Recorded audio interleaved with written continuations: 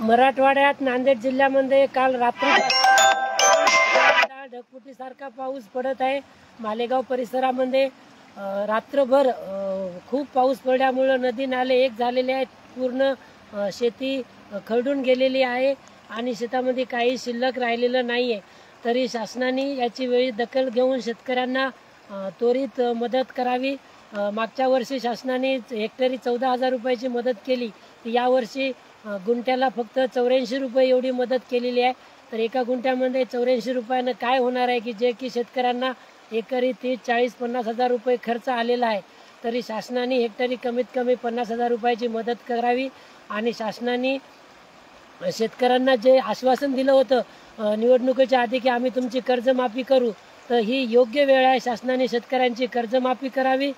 त्याचबरोबर शासनाने यावेळेस ओला दुष्काळ जाहीर करावा आणि शेतकऱ्यांच्या मुलांची आता सगळ्यात मोठी समस्या काय असेल तर त्यांना फीस भरू शकत नाही, ते एज्युकेशन करू शकत नाही।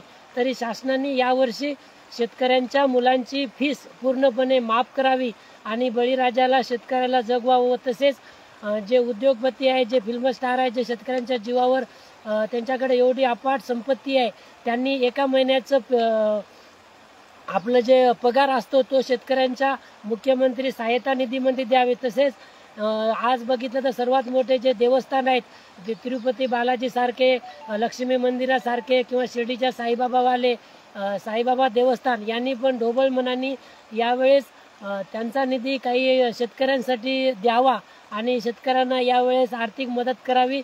माझ्या सरकारला, मायबाप सरकारला ही विनंती आहे की एवढ्या मोठ्या प्रमाणामध्ये पाऊस झाल्यामुळे शेतकरी पुन्हा उभं टाकू शकत नाही। शेतकऱ्यांना एवढं कर्ज झालेलं आहे, पुन्हा शेतकरी उभं टाकू शकत नाही।